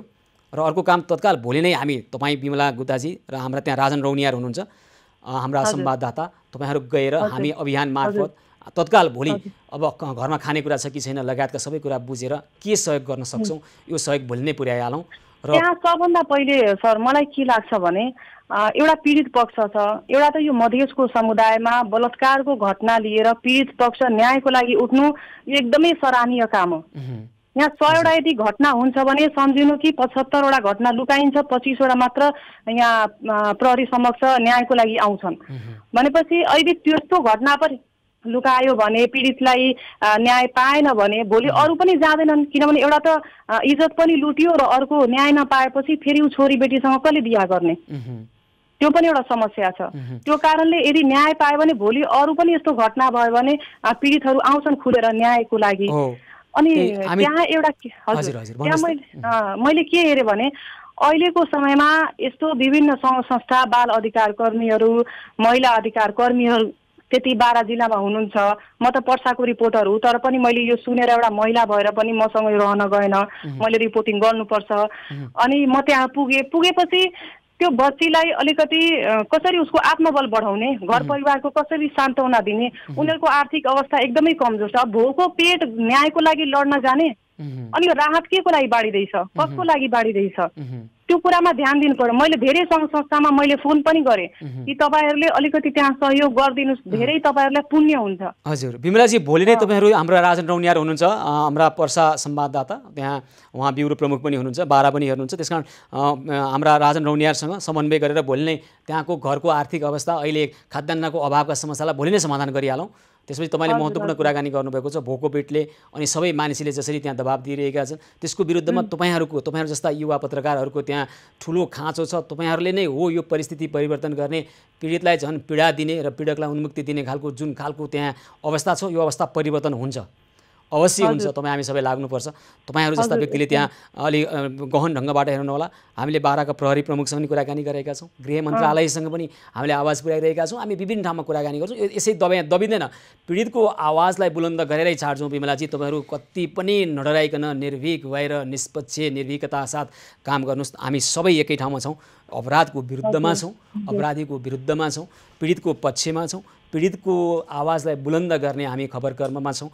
कृपया तपाईँ हामी सबै मिलेर गरौँ। र बुझ्नुभयो है हामीले जे गर्दैछौँ, भोलि नै तत्काल गएर आर्थिक सहयोग के गर्न सकिन्छ त्यहाँ गरिहालौँ र पीडितलाई जसले पीडा दिएका छन् उहाँहरूलाई कानुनी कारबाहीमा ल्याउनका लागि प्रयास गरौँ। त्यहाँ केही व्यक्तिहरूको नाम भन्नुभएको छ, पीडितकै बुबा मन्सुर आलमले, उहाँहरूलाई प्रहरी कारबाहीमा ल्याउनको लागि पनि यहाँहरूले पहल गर्नुहोस्। र पहिलो कुरो, यहाँहरू डराउनु पर्ने, पीडित पछि डर धाक धम्कीमा बस्नुपर्ने अवस्था छैन र त्यसरी डराउनु नपर्ने खालको परिस्थिति सिर्जना गर्नको लागि यहाँहरूले पनि अलि प्रभावकारी ढङ्गबाट पहल गर्नुपर्ने हामी देख्छौँ। हजुर, म एउटा अझ यो कार्यक्रम मार्फत आफ्नो अनुरोध राख्न चाहन्छु भने यो औरैया गाउँ होइन, यस्ता मधेसमा धेरै यस्ता गाउँहरू छन् जहाँ कि इज्जतको कुरा लिएर अशिक्षा, अज्ञानता भनौँ। जस्तो म त्यहाँ गाउँ जाँदा पनि एकजना बुढी आमाले बोल्न चाहँदै हुनुहुन्थ्यो, उहाँ चाहिँ मसँग यस्तो घटना पहिले पनि भइसकेको छ, उहाँ भोजपुरी भाषामा बोल्दै हुनुहुन्थ्यो। अर्की बुढी आमाले भनेर तैँले किन यस्तो बोल्दैछस्, भोलि हामीले हाम्रो गाउँको मान्छे अरू गाउँमा गएर बस्न लायक हामी हुन्छौँ, यस्तो घटना बोल्नु हुँदैन भनेपछि त्यहाँ अब स्थानीय सरकार पनि आछ, सचेतनाका लागि बजेटहरू पनि छ, प्रदेश सरकारले बेटी बचाओ बेटी पढाओ अभियान पनि चलाउँदैछ। अनि यस्ता गाउँहरूको पहिचान गरेर जब हामीले मिडियामा यस्तो कुरा उठाउँछौँ भने त्यो ठाउँमा सचेतनाका कार्यक्रमहरू चलाउनु पर्यो, मान्छेमा जनचेतना जगाउनु पर्यो कि त्यस्ता पीडितहरूलाई भोलि दबाउने, घचघचाउने, झन् पीडा दिने। अब एउटा घटना मात्रै होइन, अभियानै थाल्नुपर्ने अवस्था छ र यो अभियानमा तपाईँ हामी सबै लाग्नुपर्छ। खबरकर्मीहरूले अझै प्रभावकारी ढङ्गबाट निस्वार्थ भएर काम गरिदिए भने देशमा धेरै ठाउँमा परिवर्तन आउँछ, त्यो हामीले महसुस गरेका छौँ। र यो विषयलाई हामी छाड्ने छैनौँ बिमलाजी। भोलि हामीले गर्नुपर्ने पहिला त्यहाँ गएर आर्थिक सहयोग गरौँ, खाद्यान्नको अभावको समस्या समाधान गरौँ र अन्य सहयोगको लागि पीडित पक्षलाई सहयोग गर्नुपर्ने कुरामा तपाईँ हामी सबै मिलेर गरौँ। बिमलाजी, अहिलेलाई धन्यवाद छ यहाँलाई। हजुर हजुर, धन्यवाद, नमस्ते। हस्, धेरै धन्यवाद छ। पर्साका पत्रकार बिमला गुप्ता यतिखेर हामीसँग कुराकानी गर्दै हुनुहुन्थ्यो। बाराको यो समस्या मात्र बाराको होइन, देशभरिको समस्या हो, तपाईँ हामी सबैको समस्या हो र पीडितलाई अझ पीडा दिने र पीडकलाई उन्मुक्ति दिने अझ राजनीतिक गन्ध पनि आउने गर्छन्। गन्ध आइसकेको छ, राजनीतिको गन्ध। यहाँ त्यो गन्ध तपाईँ हामी सबैले यसको गन्ध सुँग्नु नपरोस्। बलात्कारको भित्रको यो राजनीतिक गन्ध यदि घृणित हुन्छ, यदि निर्घृणी हुन्छ, त्यो गन्ध तपाईँ हाम्रो घरसम्म नआइपुगोस्, त्यो सुँग्नु नपरोस् नेपाली जनताले। हामी त्यो भनिरहेका छौँ र पीडितलाई न्याय दिलाउनका लागि र पीडितलाई दण्ड दिनको लागि तपाईँ हामी सबै एक ठाउँमा बस्नुपर्छ र यसै गरी अन्याय भोगिरहनुभएका व्यक्तिहरूले हामीसँग सिधै जोडिएर कुराकानी गर्नुहोस्। तपाईँलाई न्याय दिलाउनका निमित्त हामी पहल गर्ने नै छौँ। सेवा सहयोग र सद्भावको 191औं दिनको एबी न्युज पहल निरन्तर जारी रहनेछ। हामीसँग थुप्रै त्यस्ता अन्य खालका समस्या र समस्या समाधानको उपायसहित हामी आएका छौँ, आउनेछौँ। कार्यक्रम निरन्तर जारी रहनेछ, हामीसँगै रहनुहोला।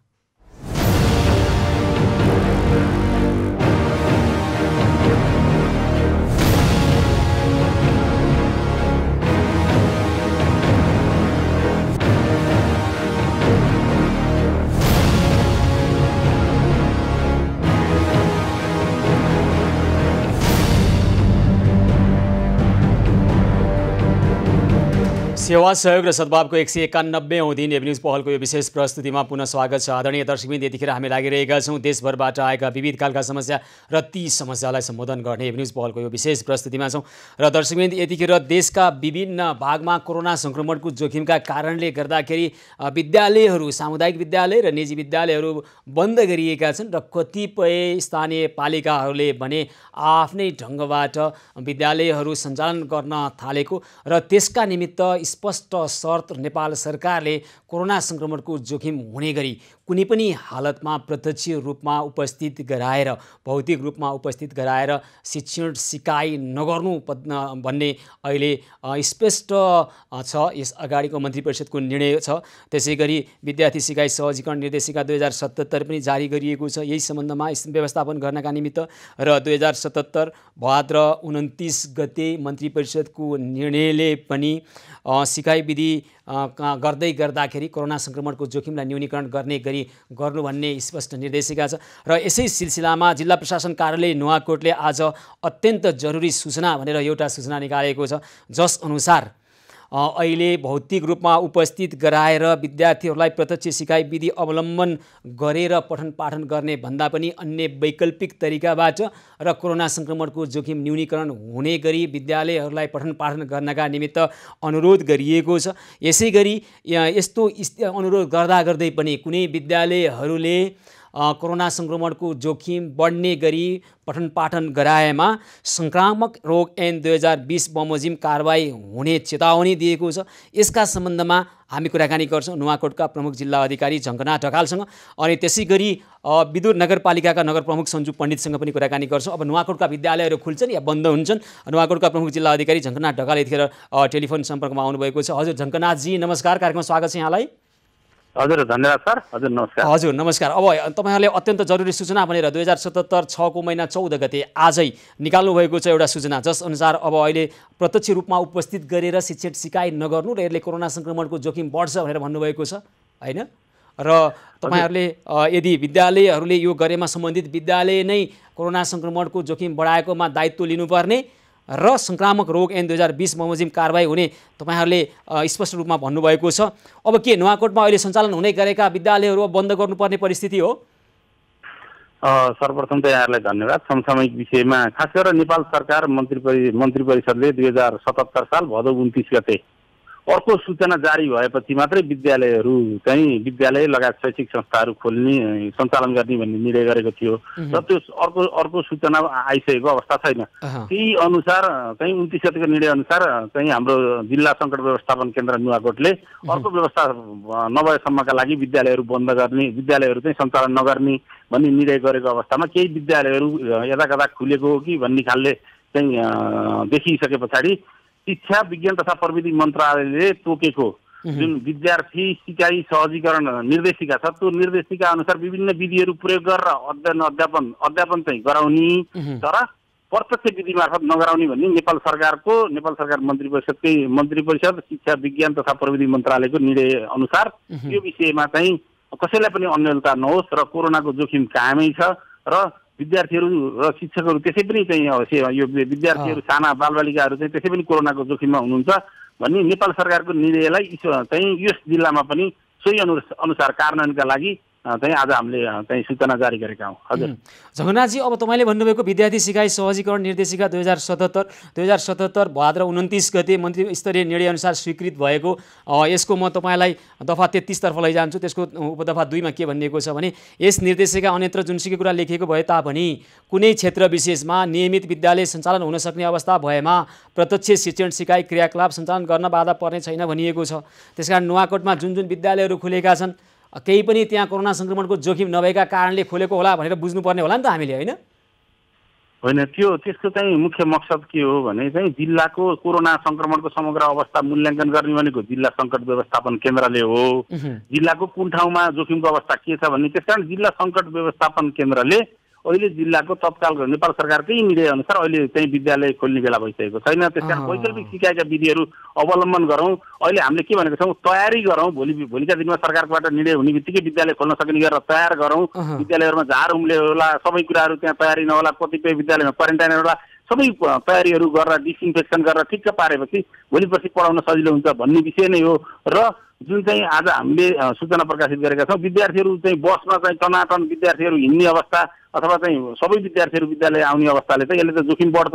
विद्यालयमा जोखिम बढ्ने बित्तिकै ती विद्यार्थीहरू फेरि समुदायमा जाँदा समुदायमा जोखिम बढ्न सक्छ। त्यस कारण यो सबैको सुरक्षाका लागि यो के कसो भन्दा पनि नेपाल सरकारले चाहिँ अर्को सूचना जारी गर्छ।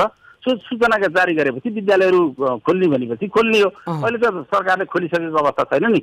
वैकल्पिक विधिहरू प्रयोग गर्ने भनेर शिक्षा मन्त्रालयले मन्त्रीज्यूले भनिसक्नु भएको छ। हामी सबैले त्यसलाई पालना गर्दै अगाडि। त्यसैले नुवाकोट जिल्लामा किन अब तपाईँहरूको सूचनामै लेख्नु भएको छ 131 जना कोरोना संक्रमणको संक्रमितहरूको संख्या पुगिसकेको हैन, र अहिले सक्रिय संक्रमितहरू पनि बढिरहेको र अहिले सार्वजनिक यातायात चलिरहेको सन्दर्भमा बढ्न सक्ने, समुदाय स्तरमा जान सक्ने तपाईँहरूको आङ्कलन हैन त जिल्ला सङ्कट व्यवस्थापन केन्द्रकै।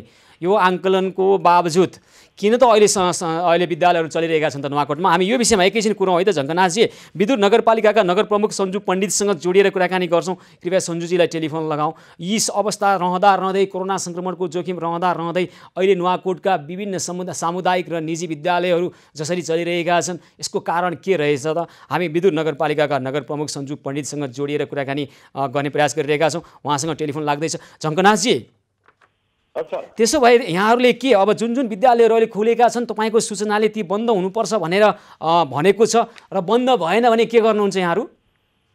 होइन, मुख्य कुरा भनेको चाहिँ आफै चाहिँ सचेत हुने विषय। यो कोरोना भनेको चाहिँ बन्द भएन भने हामीले त्यहाँ स्पष्ट रूपमा लेखेका छौँ योबाट चाहिँ उत्पन्न हुन सक्ने परिस्थिति अथवा त्योबाट सङ्क्रमण फैलिएमा त्यसको जिम्मेवार स्वयं विद्यालय नै हुनुपर्ने भनेर हामीले सूचनामा स्पष्ट रूपमा चाहिँ उल्लेख गरेका छौँ।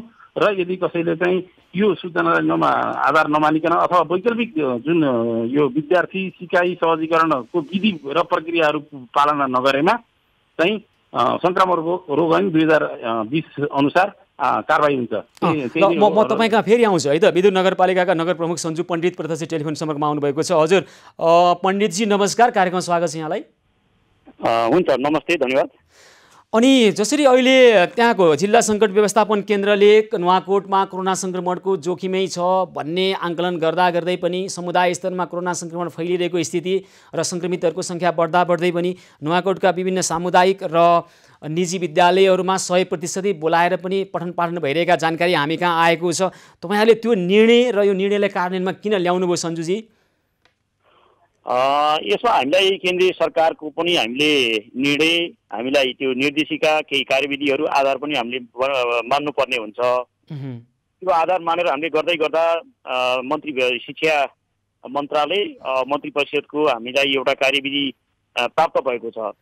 त्यसमा चाहिँ 5 वटा वैकल्पिक शिक्षण विधि भनेर हामीलाई प्राप्त भएको छ। त्यसमा चाहिँ प्रत्यक्ष शिक्षण प्रणाली, अर्को अनलाइन, अर्को टेलिभिजन तथा एफएम रेडियो, त्यस्तै गरी स्कुलमा जोर बिजोर प्रणाली, यी विविध खालका 5 वटा अप्सनहरू रहेको छ।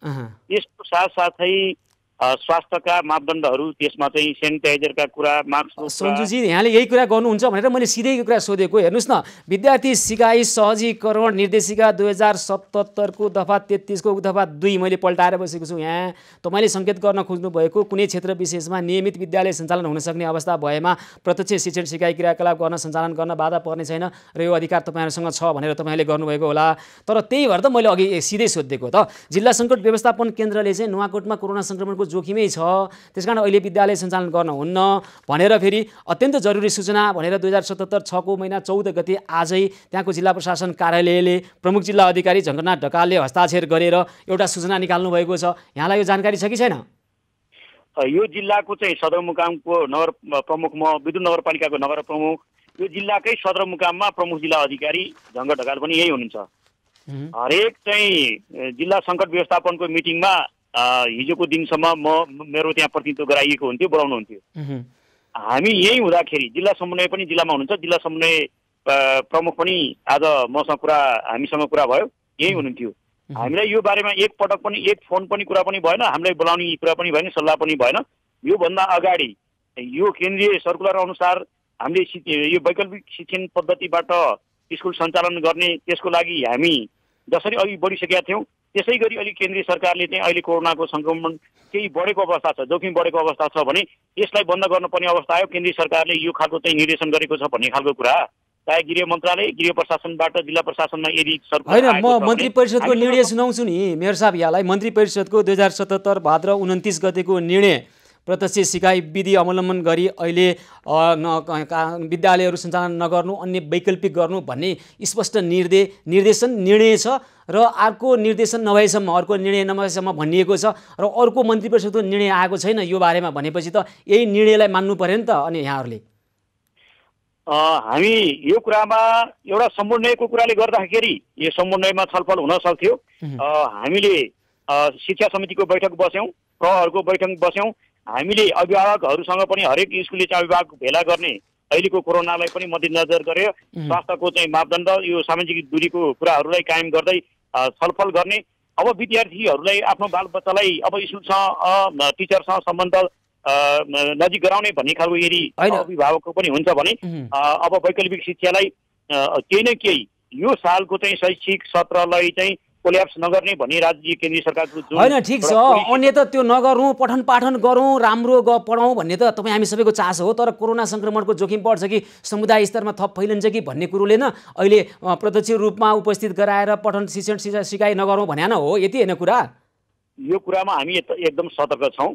यही कुरा जस्तो नेपाल सरकारले पनि अहिले विश्वमा यो पहिलो चाहिँ यो खालको चाहिँ यो कोभिड-19 को विषय छ, यो यसको कहिले पनि अनुभव छैन।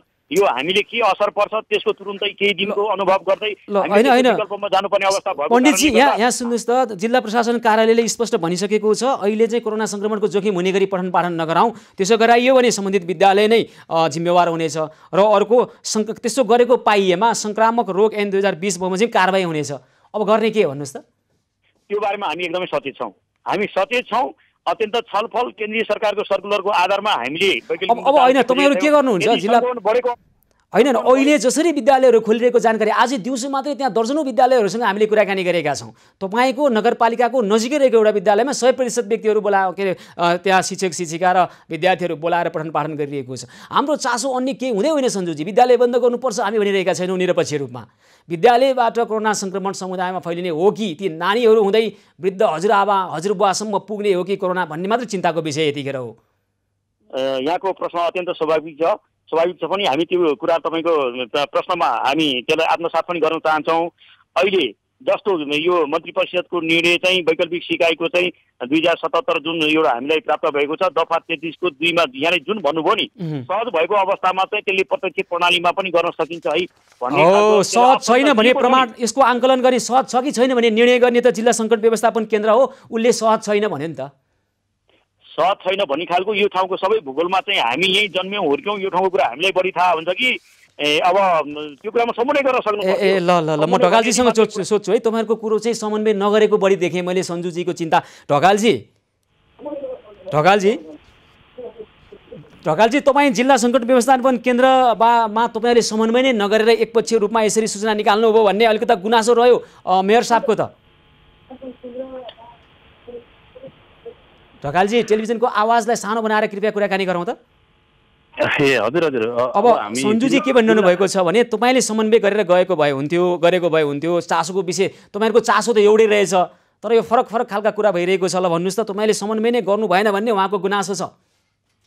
होइन, जिल्ला सङ्कट व्यवस्थापन केन्द्रमा प्रमुख जिल्ला अधिकारीको नेतृत्वमा समग्र चाहिँ टिम सुरक्षाको नेपाली सेना चाहिँ नेपाल प्रहरी, सशस्त्र प्रहरी बल, राष्ट्रिय अनुसन्धान, जिल्ला स्वास्थ्य कार्यालयको प्रतिनिधि पनि हुनुहुन्छ, प्रमुख पनि हुनुहुन्छ र जिल्ला समन्वय समितिको प्रमुखजी पनि हुनुहुन्छ। हामी सबैले तत्काल चाहिँ यो गर्नुपर्छ भनेर मैले सबैसँग टेलिफोन सम्पर्क गरेर चाहिँ र त्यो समन्वय गरेर सबैसँग चाहिँ समन्वय समितिको प्रमुखजीले सञ्जु पण्डित हुनुहुन्छ नि विद्युत नगरपालिकाको मेयर साहब, उहाँलाई त तपाईँले टेलिफोन गर्नु भएन भनेर उहाँले अहिले हामीसँग प्रत्यक्ष भनिरहनु भएको छ त। होइन, त्यो विषयमा मलाई जानकारी भएन होइन। मैले टेलिफोन चाहिँ मैले जिल्ला समन्वय समितिको प्रमुखजीले सबै पालिका प्रमुखजीहरूसँग म समन्वय गर्छु भन्नुभयो होइन र बाहिरका पालिकाहरू हुनुहुन्छ उहाँले नै म जिल्ला पालिका प्रमुखजीहरूसँग उहाँले नै म छलफल गर्छु भन्नुभयो, समन्वय गर्छु भन्नुभयो होइन। र मैले सबै सुरक्षा निकायहरूसँग समन्वय गरेर अब तपाईहरुको समन्वयको अभावका कारणले गर्दाखेरि विद्यार्थी बालबालिका ती तेस्रो पुस्ताका बालबालिका र घरमा रहेका पहिलो पुस्ताका हजुरबा हजुरआमासम्म सर्ने भयो कोरोना संक्रमणको जोखिम हुने भयो है। यो मात्र नुवाकोटको होइन, अस्ति लमजुङको यस्तै घटना हामीले उठायौँ, गोकर्णेश्वरको अर्को घटना आएको थियो, देशभरका अन्य थुप्रै ठाउँमा पनि आउनेवाला छ यी समस्या। मुख्य कुरो यहाँहरूको बीचको समन्वय अभाव जसरी बाहिर छताछुल्ल भएको छ, मुख्य विषय त्यता होइन। विषय हाम्रो कता हो भने तपाईहरुको समन्वयको अभावले गर्दा कोरोना संक्रमणको केन्द्र बन्ला, स्रोत बन्ला विद्यालय भन्ने मात्रै हाम्रो चासोको विषय हो, मात्र नुवाकोट जिल्लाको विषय होइन। देशभरिका थुप्रै जिल्लाहरूमा समस्या आउँदैछन्। अब गर्ने के ढकालजी त्यो कुरा गरौँ हैन। यस्तो कोरोना संक्रमणको जोखिम कायम छ, समन्वय पर्याप्त समन्वय भएको छ र सबै जिल्ला सङ्कट व्यवस्थापन केन्द्रका सबै सदस्यहरू बीच पर्याप्त समन्वय, हरेक दिन चाहिँ भेटघाट छलफल भएर यहाँको कोरोना संक्रमणको जोखिमको अवस्था विश्लेषण गरेर त्यो विश्लेषणका आधारमा यो सूचना निकालिएको। प्रमुख जिल्ला अधिकारी एक्लै कहिले पनि सूचना निकालेर आउन सही त एकजनाले गर्नु पर्यो नि त। त्यसकारण एउटा यो विषयमा सम्बद्ध सबैसँग अमरेशजी सुन्नुहोस् त, जिल्ला प्रशासन कार्यालय अहिले जसरी पठन पाठन भइरहेको छ भिडभाड गरेर यसलाई बन्द गराएर छाड्छ हैन त? भन्नाले बन्द गराउने खोल्ने भन्ने विषय भन्दा पनि नेपाल सरकार शिक्षा विज्ञान तथा प्रविधि मन्त्रालयले चाहिँ वैकल्पिक विद्यार्थी सिकाइ सहजीकरण जुन एउटा विधि बनाएको छ, निर्देशिका बनाएको छ, त्यो निर्देशिकालाई उल्लङ्घन नहुने गरी चाहिँ काम कारबाही गरौँ। त्योभन्दा बाहिर गयो भने त्यसको जिम्मेवारी चाहिँ स्वयं विद्यालय नै हुनुपर्छ र त्यो अन्यथा भएमा चाहिँ संक्रामक रोग ऐन अनुसार कारबाही हुन्छ। म एकैछिन छोटोमा कुराकानी गर्छु है त पण्डितजी। सञ्जयजी, म तपाईँसँग कुराकानी गर्न चाहन्छु। गृह मन्त्रालयको जिम्मेवारी, जनताको जीवनको सुरक्षा गर्ने जिम्मेवारी गृह मन्त्रालयको हो र जिल्लामा गृह मन्त्रालयको प्रतिनिधिको रूपमा सिडिओ हुनुहुन्छ त्यहाँ प्रमुख जिल्ला अधिकारी, र उहाँले जनताको जीवनको सुरक्षा गर्ने जिम्मेवारी अनुसार कोरोना संक्रमणको जोखिमलाई न्यूनीकरण गर्ने किसिमबाट पठन पाठन गरौँ, त्यो बाहेक नगरौँ भनिरहेको हुनुहुन्छ भने यसमा के गर्ने ल भन्नुहोस्। अब समन्वय गर्नुहोस्। तपाईँ दुवैजनालाई मैले प्रत्यक्ष जोडिरहेको छु। यो नुवाकोटको मात्रै विषय होइन, देशका थुप्रै ठाउँका विषयहरू आइरहेका छन् हामीसँग। एउटा प्रतिनिधिमूलक घटना मात्रै हो नुवाकोटको। अब के गर्ने, कसरी विद्यालयहरू सञ्चालन गर्ने हो भने, होइन भने अहिले बन्द गर्ने हो कि के गर्ने होला भन्नुहोस् त। यो कोभिड-19 को विषयमा हामी सबै अत्यन्त सेन्सिटिभ छौँ। नगरपालिकाभित्र रहेका बालबच्चाहरूलाई सुरक्षित राख्नुपर्छ भन्ने खालको कुरामा नेपाल सरकारले यो शैक्षिक सत्रलाई कायम गर्नुपर्छ भन्ने खालको उद्देश्यका साथ यो मन्त्रिपरिषदको निर्णय र एउटा कार्यविधि स्थानीय तहमा जुन एउटा हस्तान्तरण गरेर आएको छ, केन्द्रीय सरकार यसमा अलिकति पन्छेको छ। यो वर्षको चाहिँ शैक्षिक सत्रलाई निरन्तरता पनि गर्ने भन्दै रहेको छ। अनि त्यसपछिबाट गृह मन्त्रालय अन्तर्गतबाट सिडिओलाई चाहिँ प्रमुख जिल्ला अधिकारीले चाहिँ ल यसलाई चाहिँ पुरा तुरुन्त बन्द गर्नु भनिएको छ। हामीले के छ, मावि तहसम्मको स्थानीय तहलाई अधिकार पनि छ। अहिले मन्त्री परिषदले एउटा कार्यविधि सहित हामीले वैकल्पिक शिक्षण प्रणालीमा जाऊ, स्थानीय तहले सकिन्छ भने विविध यो अप्सनहरू अप्नाएर पनि भनिएको छ भने यसमा समन्वय गरेर हामी पनि त्यो कुरामा सहमत छौँ। यहाँको जनताको सुरक्षा गर्ने दायित्व चाहिँ अझ बढी मलाई लाग्छ यो संहिताले स्थानीय सरकारलाई पनि छ। सबै जिम्मेवारी गृह मन्त्रालयको र गृह मन्त्रालय अन्तर्गतको प्रमुख जिल्ला सञ्जुजी, नुवाकोटका कुन विद्यालय आज 100% विद्यार्थी बोलाएर पठन पाठन गर्दै थियो मलाई जानकारी छ, म भनौँ एक एक। र तपाईँ अब भोलिदेखि नै यसमा नियमन गरेर के राम्रोसँग सुरक्षाको मापदण्ड अपनाएर विद्यालय सञ्चालन गर्ने व्यवस्था गरौँ, भौतिक रूपमा उपस्थित गराउने हो भने। होइन भने तपाईँहरूको यो जुङ्गाको लडाइँका कारणले नुवाकोटका जनताले कोरोना संक्रमणको जोखिम अहिले आएर मोल्नुपर्ने, यो मिल्दैन पण्डितजी, पटक्कै मिल्दैन। झङ्गनाथजीलाई नि म त्यही भनिरहेको छु है, तपाईँहरू बिचमा समन्वय हुनुपर्छ। समन्वय गर्नुहोस्। तपाईँहरूको के हो, नेपाली जनतालाई चासोको विषय होइन, सिडिओले कसलाई फोन गरेको गरेन अथवा मेयरले के गर्यो, यो हाम्रो नेपाली जनताको चासोको विषय नै होइन। म नुवाकोटको हकमा मात्रै भनिरहेको छैन। तपाईँहरूले गर्ने भनेको जनताप्रति उत्तरदायी भएर काम गर्ने हो। यतिखेर विद्यालय कोरोना संक्रमणको स्रोत नबनोस्, कुरो यति मात्रै हो। व्यवस्थापन कसरी गर्ने दायित्व यहाँहरूको हो। ल भन्नुहोस् अब के गर्ने अन्त्यमा छोटोमा। यो सुरक्षाको जिम्मेवारी र दायित्व एउटा नगर प्रमुखको हैसियतमा यो हाम्रो पनि दायित्व छ। सबै कुरा सुरक्षाको जिम्मेवारी म भनेर भन्दै हुनुहुँदा योभन्दा हिजो स्वास्थ्यका मापदण्ड पुरा गर्नेदेखि लिएर यसलाई सचेतनामूलक कार्यक्रम गर्नेदेखि लिएर सञ्जयजी हिजोका कुरा छोडिदिउँ क्या, अब भविष्यका कुरा गरौँ। हिजोका कुरा छोडिदिउँ सञ्जयजी। कोरोना संक्रमणको जोखिमको स्रोत विद्यालय नबनोस्, हाम्रो चासो त्यति मात्रै हो, जनताको चासो त्यति मात्रै हो। त्यसमा छोटो कुरा राख्नुहोस् त कृपया यहाँले। दायित्व हामीहरूको हो भन्ने हामीले महसुस गरेका छौँ। नेपाल अब आज जसरी त्यहाँका विद्यालय चलेका छन् भोलि कसरी चल्छन् त्यो भनिदिनुहोस्। होइन यस्तो जसरी अब तपाईँ पत्रकार एउटा राष्ट्रिय मिडिया मार्फत यो कुरालाई चासोका साथ आउनु भएको छ। यो स्कुलहरू केही खोल्ने भन्ने खालको कुरा थियो, केन्द्रीय सरकारले अहिले नखोल्नु भनिरहेको छ भने अब हामीले यसलाई सकिन्छ प्रत्यक्ष प्रणालीबाट सबै कुराको मापदण्ड पुर्याएर गर्न सकिन्छ गर्छौँ। अन्यथा यो चाहिँ सङ्क्रमणको अलि जोखिम हुने अवस्था भयो भने हामी केही समय यसलाई स्थगन गर्न पनि सक्छौँ। मात्र यो के हो भने समन्वयको अभाव भयो भन्ने खालको कुरा हो।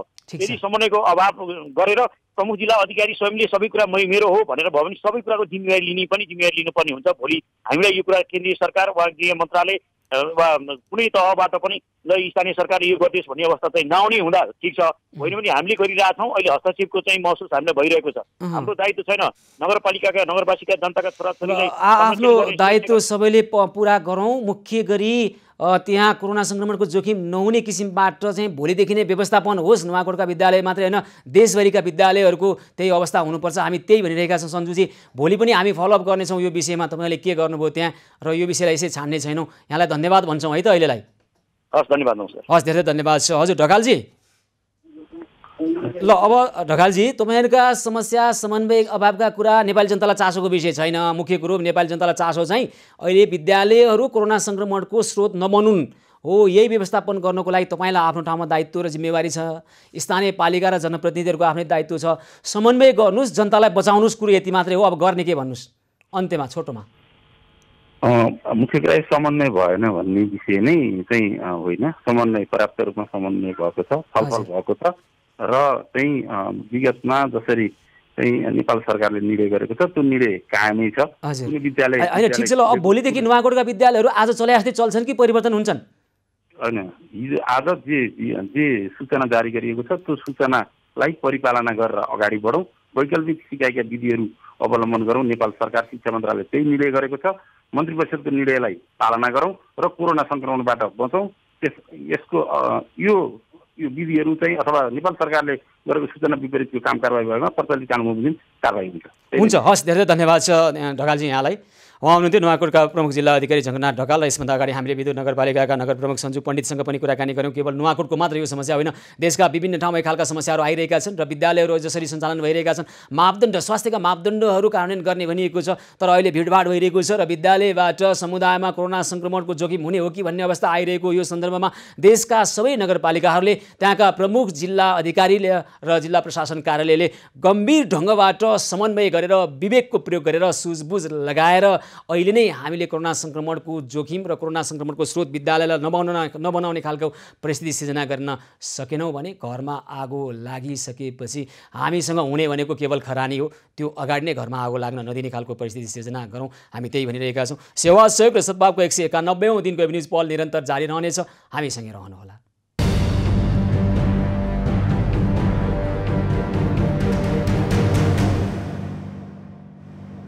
सेवा सहयोग र सद्भावको 191औं दिन एभिन्युज पहलको विशेष प्रस्तुतिमा पुनः स्वागत छ। आदरणीय दर्शकवृन्द, यतिखेर नेपालको एउटा औषधि वितरक कम्पनी ट्रिनिटी फार्मास्युटिकल्सले रुसमा निर्माण हुँदै गरेको कोरोनाको सङ्क्रमण विरुद्धको खोप नेपालमा ल्याउने खालका अहिले हल्लाहरू चलिरहेका छन्, चर्चाहरू भइरहेका छन्। कतिपयले यसलाई रहस्यमय ढङ्गबाट ल्याउन लागेको कुराहरू पनि भइरहेको छ र कतिपयले हामीले विशेष गरी सरकारी संयन्त्रलाई सोद्धाखेरि, सरकारी निकायहरूलाई सोद्धाखेरि जानकारी नभएका खबरहरू पनि आइरहेका छन् कि रुसमा निर्माण हुँदै गरेको कोरोना विरुद्धको खोप 2.5 करोड खोप नेपालको एउटा निजी कम्पनीले ल्याउने तयारी गरेको हो त यसको वास्तविकता के हो त? यो बारेमा हामी बुझ्नका निमित्त हामीले निजी क्षेत्रको ट्रिनिटी फार्मास्युटिकल्स जोसँग रुसको रसियन डाइरेक्ट इन्भेस्टमेन्ट फन्ड RDIF-सँग सम्झौता भएको छ नेपालमा यो खोप ल्याउनको लागि, यसको वास्तविकता बुझ्नका लागि हामीले ट्रिनिटी फार्मास्युटिकल्सका निर्देशक किशोर अधिकारीसँग कुराकानी गरेका छौँ। हेरौँ यो भित्रको वास्तविकता र रहस्य भनिएको छ, रहस्यपूर्ण ढङ्गबाट ल्याउन लागेको भनेको छ, यसको वास्तविक कुरा हामी हाम्रा दर्शकहरूलाई प्रस्तुत गर्छौँ। हेलो हजुर किशोरजी, यो तपाईँहरूले रुसबाट यो कोरोना भाइरस विरुद्धको खोप जुन 2.5 करोड डोज नेपाल ल्याउने तयारी गर्नुभएको खबर आइरहेको छ, यसको वास्तविकता के होला?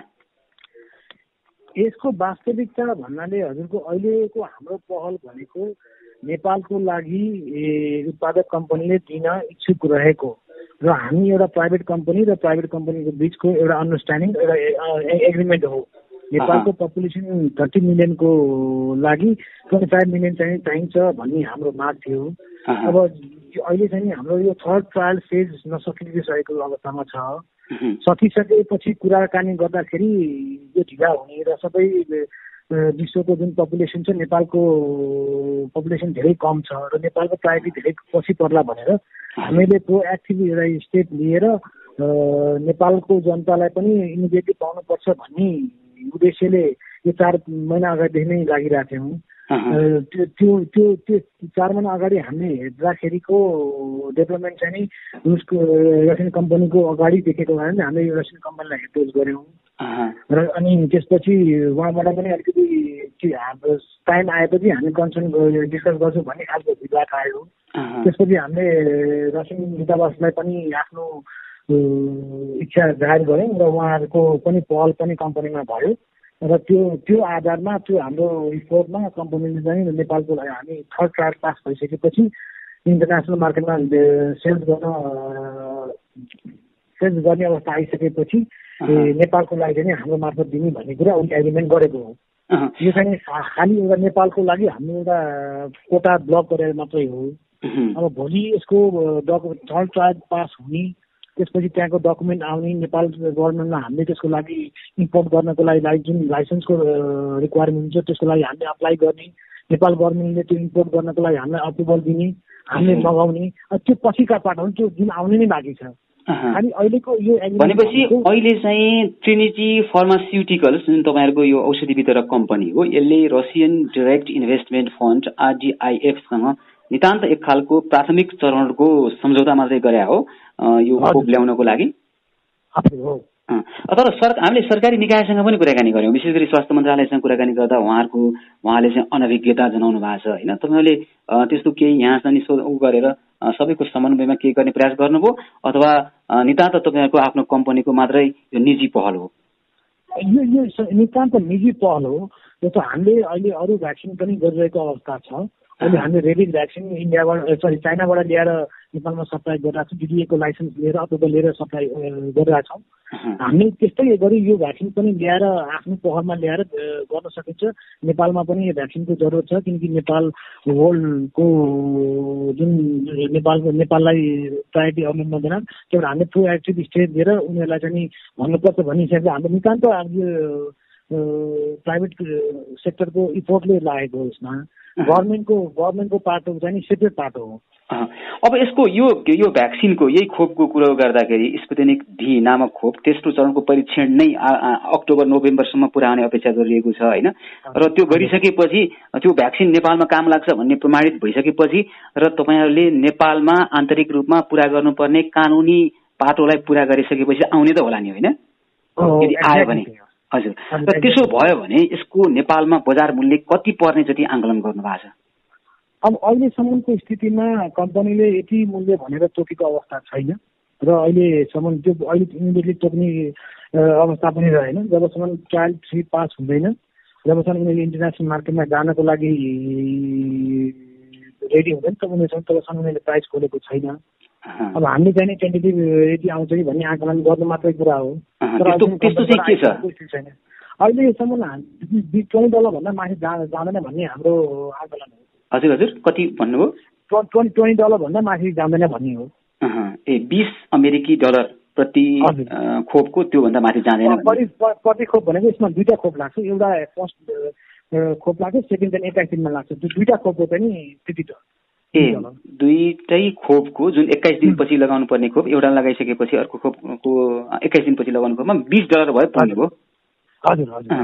के लाग्छ अब विभिन्न खालका टिका टिप्पणी भइरहेको छ, रहस्यका कुराहरू पनि आइरहेका छन् होइन, धेरै रहस्य भयो यो भन्ने कुरा नै आइरहेको छ। के लाग्छ तपाईँहरूले यदि रुसले यो खोपलाई परीक्षण तेस्रो चरणको परीक्षण गर्यो भने अनि अक्टोबर-नोभेम्बर सक्यो भने कति समयभित्र नेपालमा ल्याएर नेपाली जनतालाई उपलब्ध गराउन सक्नुहुन्छ यहाँहरूले?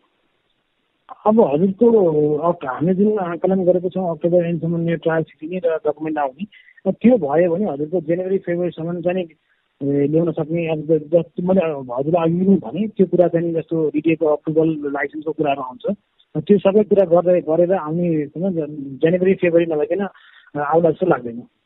कतिको सम्भावना देख्नुहुन्छ यहाँहरूले जुन अहिले पहिलो चरणको जुन खालको प्रयास गर्नु भएको छ होइन? साँच्चै यहाँहरूले अहिलेसम्मको ट्र्याक रेकर्ड हेर्दाखेरि जुन फर्स्ट ट्रायलको आर्टिकल आयो, सेकेन्ड ट्रायलको आर्टिकल आयो र थर्ड ट्रायलको पनि जुन भइरहेको छ त्यो हेर्दा चाहिँ हामी पोजिटिभै छौँ। चाँडै होला भने। अनि सरकारी पक्षबाट कतिको सहयोग समन्वय हुने अथवा अब हेर्नुहोस् है विभिन्न खालका खोपहरूलाई सरकारले निःशुल्क गरिरहेको छ होइन। अब यो कोरोना भाइरस विरुद्धको खोपलाई पनि निःशुल्क गरेर ल्याउने सरकारको प्रयास हुन सक्छ। यसो भयो भने यहाँहरूको समन्वयकारी भूमिका के हुन सक्छ र सरकारी पक्षहरूसँग निकायहरूसँग यहाँहरूको समन्वयको अवस्था कस्तो छ अहिले? होइन, हामीले सरकारी तहमा गएर डिस्कसन गर्ने बेला आइसकेको स्थिति रहेन अहिले। किनकि अहिले हामीले गएर सरकारी कार्यालयमा एप्लिकेसन दिनु र डिस्कस गर्नु भनेको हाइपोथेटिकल हुन्छ। यो कुनै कम्पनीले म्यानुफ्याक्चरिङ गर्दैछ, यो ट्रायल पास हुन्छ, त्यसपछि हामी एप्लाई गर्छौँ भन्ने कुरा मौखिक कुरा भयो। त्यही यो कुराको कुनै औचित्य रहँदैन। भोलि गएर जबसम्म डकुमेन्ट हातमा पर्दैन, जबसम्म थर्ड ट्रायलको रिजल्ट आउँदैन, तबसम्म सरकारी निकायसँग गएर कुरा गर्ने बेला पनि होइन। त्यो बेला आएपछि हामी गर्नुपर्ने प्रक्रिया जे रूपमा अरू भ्याक्सिन आउँदा प्रक्रिया चलिरहेको छ यो पनि त्यही रूपमा प्रक्रिया चलेरै आउँछ। भनेपछि 2.5 करोड अहिले को कुरो छ क्यारे भयो भने तपाईँहरूले अहिले जति दाबी गर्नु भएको छ त्यो सबै खोप आइपुग्छ आउँछ होइन? होइन, यस्तो 2.5 करोड भनेको के भने नेपालको 3 करोडको जनसङ्ख्यालाई 2.5 करोड चाहिन्छ भनेर हामीले कम्पनीसँग एउटा क्वान्टिटी दिएर त अन्डरस्ट्यान्डिङ गर्नु पर्यो नि। त्यो क्वान्टिटी दिएको हो। अब भोलि गएर नेपालमा त्यही मात्रै भ्याक्सिन आउँछ भने पनि छैन होला, अर्को पनि आउला। डिमान्ड के हुन्छ त्यो त समय र परिस्थिति भन्ने कुरा हो। कोरोना विरुद्धको निर्माण हुँदै गरेको रुसमा निर्माण हुँदै गरेको खोप नेपाल ल्याउने प्रयास र एउटा निजी औषधि कम्पनी निजी क्षेत्रको ट्रिनिटी फार्मास्युटिकल्सका निर्देशक किशोर अधिकारीसँग हामी कुराकानी गर्दै थियौँ र उहाँहरूको पहल छ, सरकारी तर्फबाट नै पहल होला। र दर्शक यतिखेर अब हामी तनहुँ जिल्लाको केशवटार 7 निवासी सन्तोष राणा मगरको एउटा समस्या र मृगौला पीडितहरूको समस्या अहिले बढिरहेको छ। यस्तै एउटा प्रतिनिधिमूलक घटना र यसमा हामी जोडिरहेका छौँ। मृगौला पीडितहरूलाई समग्रमा हामीले के गर्न सक्छौँ र अभियानमा हामी छौँ र यसबारेमा तयार पारिएको एउटा सामग्री पहिला हामी प्रस्तुत गर्छौं। पछिल्लो समय अव्यवस्थित खानपान र व्यस्त जीवनशैलीले गर्दा अधिकांश मानिसहरूमा मृगौला सम्बन्धी रोग बढ्दो अवस्थामा देखिएको छ। मृगौला शरीरको एक महत्त्वपूर्ण अङ्ग भएकाले यसमा खराबी देखिँदा लाग्ने उपचार खर्च पनि तुलनात्मक रूपमा बढी नै लाग्ने गरेको अध्ययनहरूले देखाएका छन्। यतिखेर तनहुँ जिल्ला केशवटार 7 निवासी सन्तोष राणा मगरको दुवै मृगौलामा समस्या देखिएपछि उनलाई अहिले आर्थिक अभावका कारण उनको मृगौला उपचारमा समस्या देखिएको छ। नमस्कार सबैजनालाई, मेरो नाम सन्तोष राणा मगर। म तनहुँ बेस्टोरा फुलुङमा बस्छु र मेरो उमेर 26 वर्ष भए म र मेरो दुवै मृगौला फेल भएको कारणले गर्दा म अहिले क्रिस्टल हस्पिटलमा डायलिसिस गरिरहेको छु। मृगौला प्रतिरोपण गर्नको लागि 20-22 लाखदेखि 25 लाख लाग्ने भएको कारणले गर्दा र मेरो घरको अवस्था आर्थिक अवस्था कमजोर भएको कारणले गर्दा र मलाई सहयोग गरिदिनु हुने सबै दाजुभाइ तथा दिदीबहिनीहरू सबैलाई म यो एउटा सानो भिडियो चाहिँ तपाईँहरूमा पठाउँदैछु। उनी अहिले मृगौला उपचारमा टेवा पुग्ने आशाले विभिन्न ठाउँ धाइरहेका छन्। मृगौला डायलाइसिस एवं औषधि उपचारमा खर्च जुटाउन गाह्रो भएको भन्दै सन्तोष राणा अहिले आफ्नो जीवन रक्षा गरिदिन सबैसँग आग्रह गरेका छन्। मृगौला पीडितहरूको आर्थिक अभावको अवस्था र मृगौला प्रत्यारोपण गर्नका निमित्त आउने कानुनी अडचन र एउटा व्यक्तिको प्रतिनिधिमूलक घटना मात्रै यो होइन। आदरणीय दर्शकवृन्द, समस्या धेरैको आइरहेको छ। पछिल्लो समय मृगौला पीडितहरूको अवस्था समग्रतामा एउटा अभियानै थाल्नुपर्ने अवस्था छ।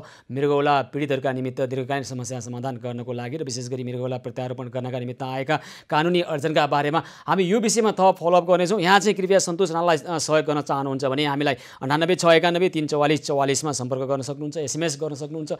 दर्शकवृन्द, हामीसँग यस्तै थुप्रै खालका अन्य समस्याहरू पनि थिए। ती समस्यालाई सम्बोधन गर्नका निमित्त समय अपुग भएको छ। आजको निमित्त हामी भोलि पनि उपस्थित हुनेछौँ र समस्यासहित समाधानका उपायसहित आउने नै छौँ। सेवा सहयोग र सद्भावको 191औं दिनको वेब न्युज पहल आजको कार्यक्रमको समय सकिएको छ। कार्यक्रमबाट म सुशील पाण्डे लगायत सम्पूर्ण युनिटलाई बिदा दिनुहोस्। यहाँहरू भने खबरभित्रको खबर र एभेन्युज पहलका निमित्त हेर्दै गर्नुहोला एभेन्युज खबर। हस्त नमस्कार।